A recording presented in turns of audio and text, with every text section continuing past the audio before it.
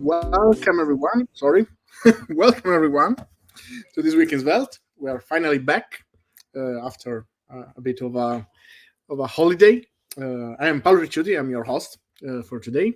Maybe someone else will show up during the stream, but today is the first this week in Svelte of 2024, and we are gonna take a look at the usual agenda. So let's take a look at the agenda, which will, as usual, comprise of the changelog. And I mean, maintainers actually got a well-deserved vacation. So there are some changes, but not that much. We will not have a community showcase today, but we will have some quick fact and announcement. And we also have some Q&A. So let's get right into it. I will share my screen right now. Just one moment, sorry. I should have done this before. And let's start with these, a quick fact, which may seem kind of, sorry, everyone. Okay. May seem kind of self-plugged, but I think it's a cool thing. So this is, if you are using Mac, there is this very cool extension, like a very cool application, which is called Raycast. And from a couple of days, there is this new extension that you can install for Raycast to search Svelte docs directly with Raycast.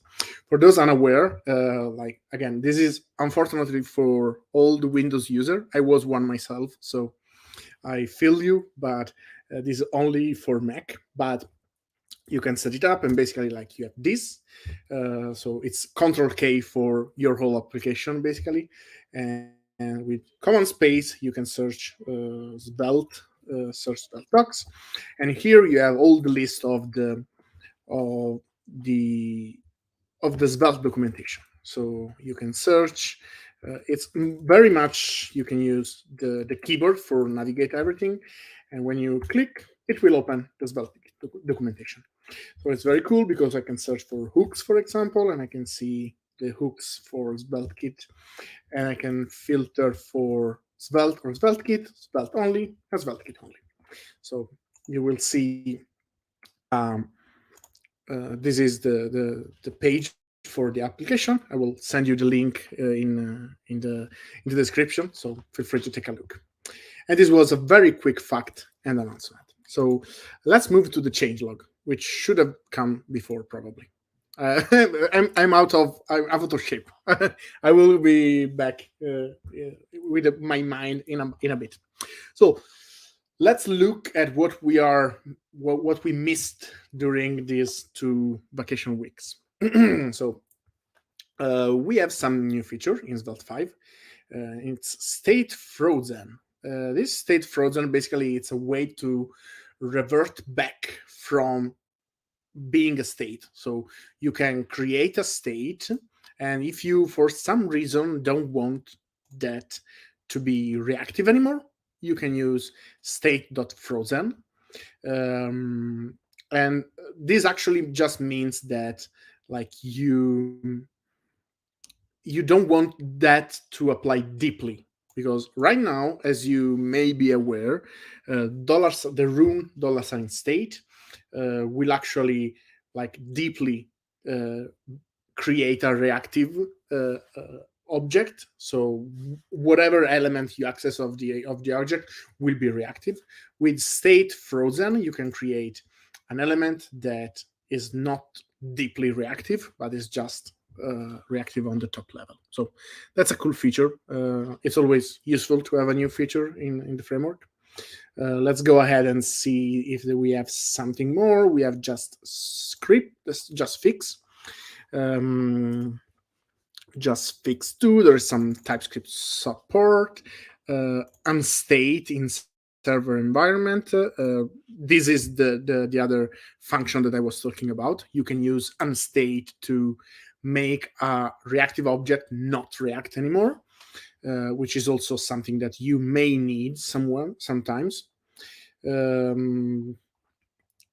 You can, there are other fix in Svelte 5, infer SVG namespace correctly, allow modifying derived props. This is also another very cool feature, because like before, derived props were not able to be modified.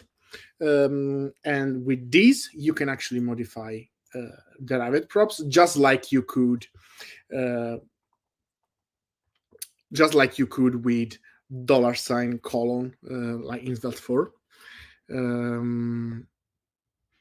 I think it's good that we have this relaxed stuff, because this will also probably become more important when we will actually use runes inside SvelteKit, because for optimistic update, for example, you can update directly data, the prop. So we will see.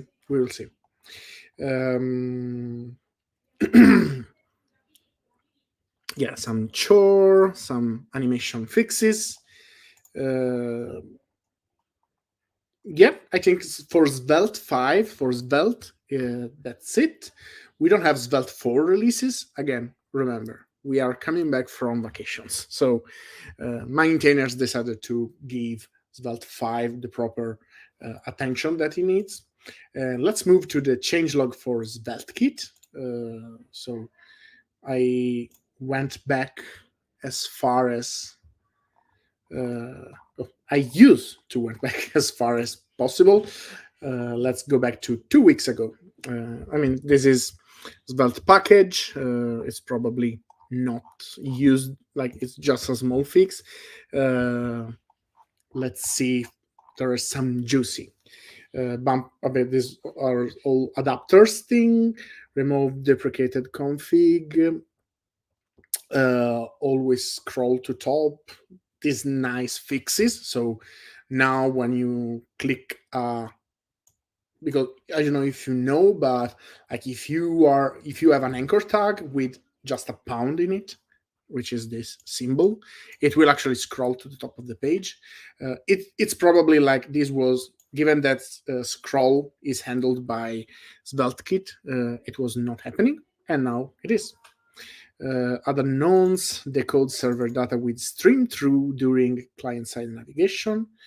Capture scroll position when using push state. So push state is this new utility that we have to change the URL without actually navigating. So you are changing the URLs and you can react to it. So for example, to open a model.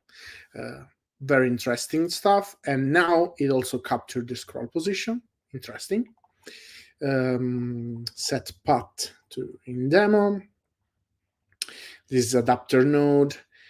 Make client router tree shakeable. This is very cool because it's a small thing, but the fact that now the client router can be tree shaken. So this means that all the stuff that you are not actually using, that are not imported anywhere, it will be removed from the client router. So this is very cool because it will lead to much smaller bundle size. And this also comes with reduced client bundle size as a chore. So we're getting a lot of reduced size. Respect trailing slash option when navigating from base path root page. These are some fixes. Restore invalid root error message during the process. Feed expose $env static public in service worker. This is also very cool because service worker, if you are not aware, is these very cool technologies that allows you to basically intercept fetch requests from your application before they actually hit the network, and you can modify those requests, and also you can do a lot of stuff. And most importantly, this works off the main thread. So if you are doing some heavy stuff, you can do it in a web worker, which is something that you can also spawn, but there's also the service worker that allows you for doing this thing. And the service worker also allows you to cache stuff. So for example, all the build files, all the assets, they can really well be cached inside your service worker, so that once you hit your website once, it will not do a proper HTTP request to get the assets. It will just use the cache of the browser. And the fact that now you have $env static public inside the service worker is just cool, because you can do more stuff with it. I think this is page 2, so we can go to page 1. These are all adapter stuff. Add client CSP. Oh gosh, I hate CSP. If you're not aware, CSP is like it's called client side, I guess. I cannot remember for the life of me. It's a security measure, content security policy. Here we go. So with CSP, you can specify, for example, that your page can or cannot load JavaScript. You can specify that your page can or cannot have inline style, inline script. So it's a very important feature. And there's more work around it, which is always good. Add nonce for style source. This is very, very cool. This is the reroute. So if you have worked with large SvelteKit application, you may happen to have the need to use internationalization. And one of the problems that there was with SvelteKit is the fact that it's very difficult. It was very difficult to create internationalized routes. And I'll show you what I mean. So I'll open this in split view. So it may happen that, for example, you want to, I think there is documentation about, and we can actually do these. So Svelte reroute. So let's see the actual documentation for it, because there is an example that is very telling.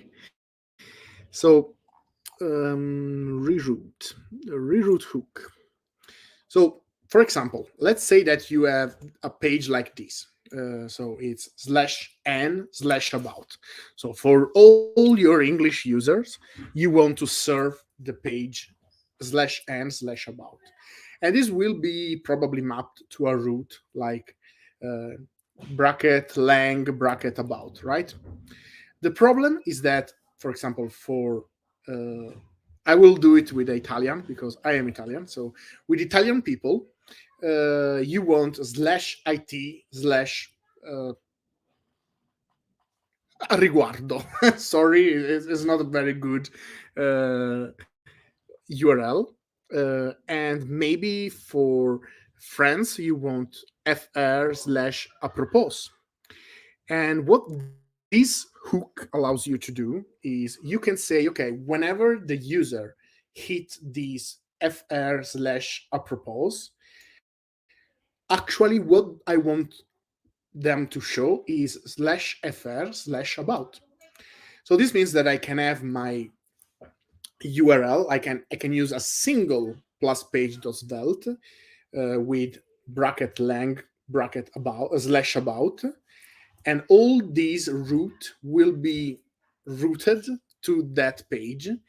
And then you can use the lang parameter to basically show the correct language. So this hook is very, very much focused on internationalization. And in fact, is this release, this PR has been made by Loris, which is one of the key maintainers of Inlang, which is one of the newest and honestly quite good internationalization libraries for it's framework agnostic, but it also works very well with SvelteKit. So this is a new hook. We also have a brand new file. You can create a hook.js or hook.ts that will run both on the client and on the server. So this is very cool. Let's go ahead and see if there are something else interesting. Correct image cache, amend on navigate type. There was probably a typo on the on navigate type, but now there's not.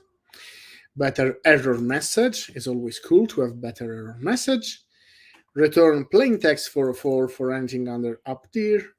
Populate dynamic public env without using top level await, which fails in Safari. I've seen these. I've seen Richard's tweet about this. Apparently, there is a bug in Safari, and they had to work around this. Unfortunately, let's hope that Safari can fix it so that we can have top level await and use dynamic public env with top level await. So that's it for the changelog of all the SvelteKit related things. As I've said, unfortunately, today there's no community showcase, but there is a Q&A. And the Q&A is something that I want to show you about. The question is, how can, it's very niche, so sorry for, but how can I use the browser, how can I use the browser, the client side validation, like the required on the input, when JavaScript is not enabled, but also use JavaScript when it's enabled. And I'll show you what I mean. So I want to show you this Svelte flap that I made. And this is very, very simple. Like, it's just a form with a submit, and it has two fields. And what I want to show is that, let me remove this, right? I'm using this form, which is a normal form. If I try to submit these, I see these. Please fill in this field. And this is actually a client-side thing, because you may be aware that, like, if you can specify a required attribute, for example, on an input.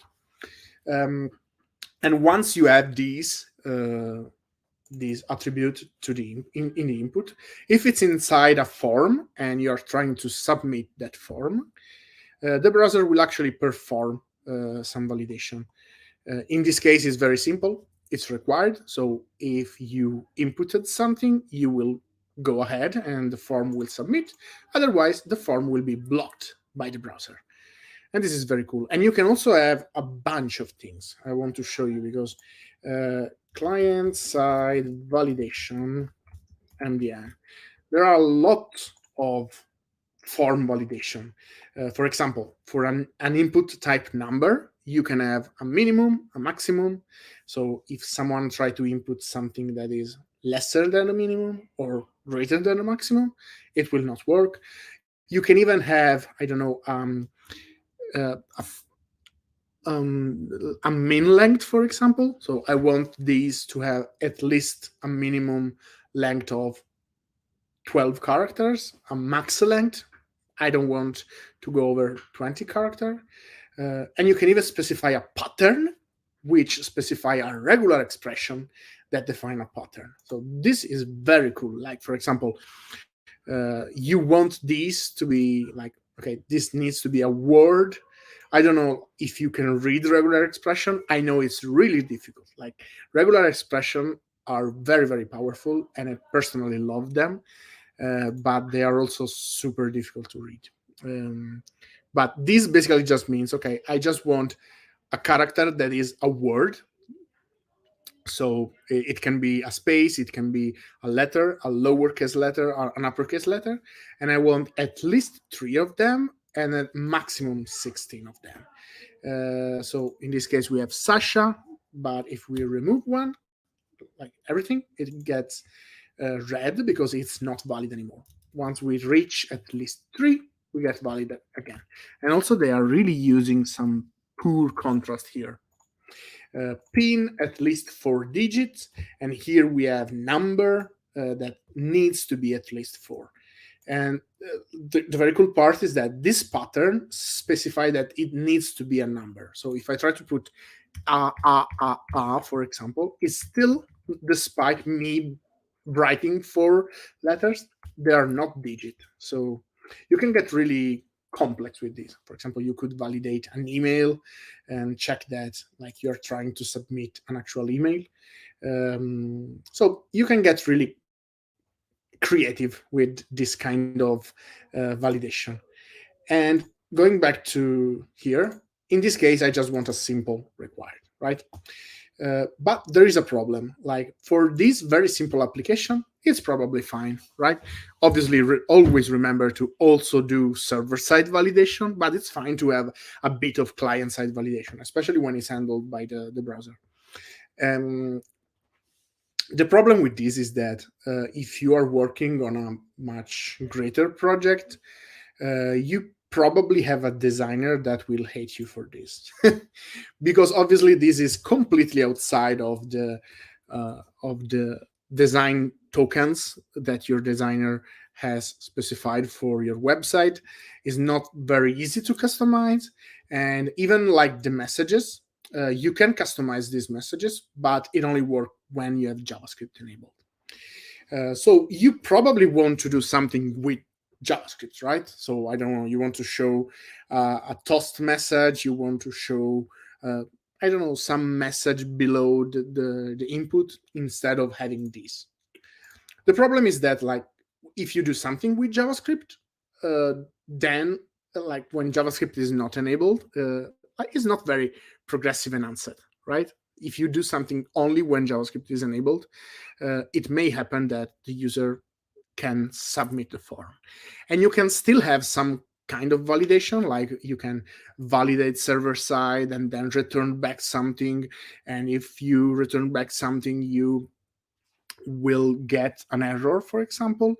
But that still requires that the user has to leave the page, the server has to process the information, it has to go back. So it's not an immediate feedback.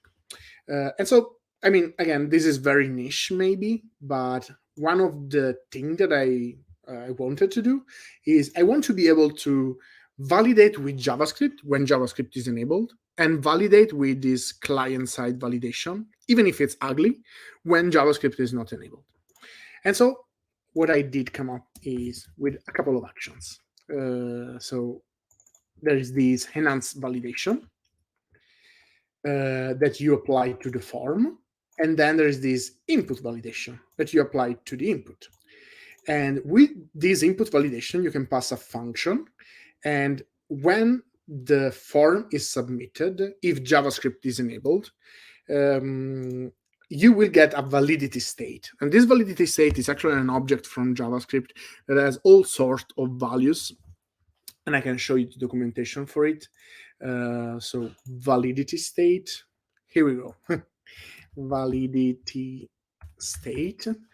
This validity state, it's actually like you can have bad input, like, okay, Boolean, if the user has provided input that the browser is unable to convert, custom error, pattern mismatch, what we were talking about, range overflow, if it's out of range, range underflow, step mismatch, like if you have a step of 0.1 on a range selector and the user somehow managed to go outside that step, too long if the string is too long, too short, type mismatch, like, okay, you want to have a type of email and instead like he didn't provide an email, or in general you can see if it's valid, and also like value missing if it's required and you are not providing a value.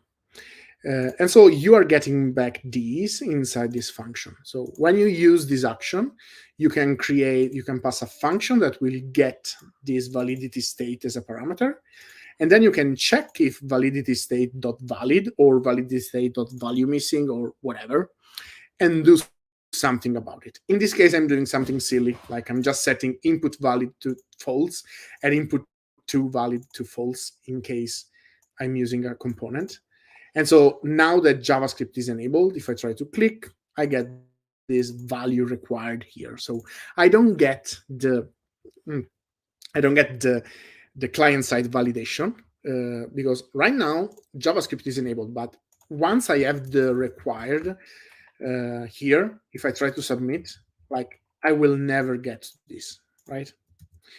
And so like with these, the very cool thing is also like, because you may have a component as input. So this is a very simple component, right?